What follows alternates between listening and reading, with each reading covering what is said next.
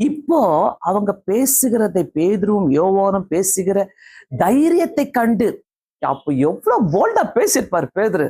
ஐயோ, அப்படியே உண்மையாகவே அந்த அந்த சீனை பார்க்கணும்னு ஆசையா இருக்குது எனக்கு.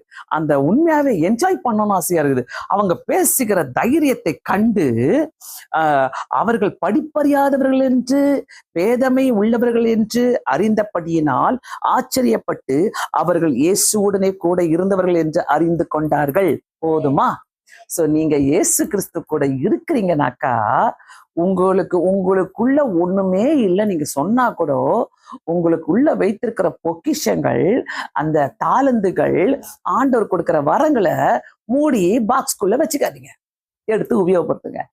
அதுதான் உயிர்த்தெழுந்த இயேசுவை பத்தி நீங்க பேசும்போது அநேக காரியங்கள் நமக்காக பேசப்படுகிறது, அநேக காரியங்கள் நமக்காக சொல்லப்படுகிறது. சோ அவரை நம்ம நான் கூட ஆண்டவரை ஏத்துக்கிட்டேன், நான் கூட இயேசு கிறிஸ்துவ நம்புறேன், நான் கூட இயேசு கிறிஸ்துவ மட்டுமே நான் உனக்காக மட்டும் இல்ல, அவர் போய் சொல்றாரு, அத்தனை பேருக்கு சொல்றாரு. அங்க 5000 பேர் ஏத்துக்கிட்டாங்க, வந்த கும்பல அறிக்கை செஞ்சிருச்சு, இவர் இயேசு கிறிஸ்துவுடன் கூட இருந்தவர்கள் என்று கொண்டார்கள், அறிந்து கொண்டார்கள். இவர் இயேசு கிறிஸ்துவுடன் இருந்தவர்கள் என்று அறிந்து கொண்டார்கள். ஆனா அதுக்கு முன்னாடி அவங்க சொல்றாங்க பாருங்க, படிப்பறிவு இல்லாதவன் பேதமை என்று அறிந்தபடியினால் ஆச்சரியப்பட்டு அவர் அந்த ஷார்ட்டா அந்த ஷேரிங் கொடுக்குறாரு பாருங்க.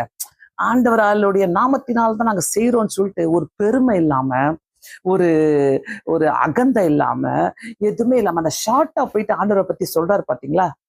எப்படி இருக்குது பாருங்க, எவ்வளோ ஒரு ஆச்சரியமான இயேசு கிறிஸ்து நம்புறவங்களாம். தயவு செய்து இந்த தைரியம் உங்களுக்குள்ள வரணும்னாக்கா ஆண்டவரை பத்தி அறிக்கை செய்யுங்க, பாக்ஸ்குள்ள மூடி வச்சுக்காதீங்க. ஒரு பெட்டிக்குள்ள போட்டு நான் கிறிஸ்டியன், நான் ஆண்டவரை ஏத்துக்கணும்னு சொல்லிட்டு இருக்காதீங்க. இல்ல, அது பாக்ஸ்குள்ள போட்டு முடிக்காம வெளியில எடுத்து நீங்க சொல்லும் போது அது அநேகருக்கு ஆசீர்வாதமாக இருக்கும். அவர்கள் இயேசுவுடனே கூட இருந்தவர்கள் என்று அறிந்தார்கள். இதுல எந்த ஹைலைட்னாக்கா, இவ்வளோ நடக்குது, இத்தனை காரியங்கள் நடந்தாலும் 14வது வசனம், எந்த காரியத்தினால அவங்க கஷ்டப்பட்டார்களோ, எந்த காரியத்தினால இப்படி அவமானப்படுத்தப்பட்டார்களோ அந்த காரியத்துக்காக 14ஆம் வசனம் பாருங்க, எனக்கு ரொம்ப பிடிச்சது. சொஸ்தமாக்கப்பட்ட மனுஷன் அவர்கள் அருகே நிற்கிறதை கண்டபடியால் எதிர்த்து பேச அவர்களால் இடமில்லாது இருந்தது. அதுதான் நம்மளுடைய இயேசு கிறிஸ்து. அந்த சொஸ்தமானவன் பாருங்க, அவங்க ஜெயிலுக்கு போனாங்க, வந்தாங்க, இவ்வளவு பெரிய என்கொயரி நடக்குது, இதற்கு மத்தியில கடைசி வரைக்கும் அவங்க கூட இருக்கிறான்.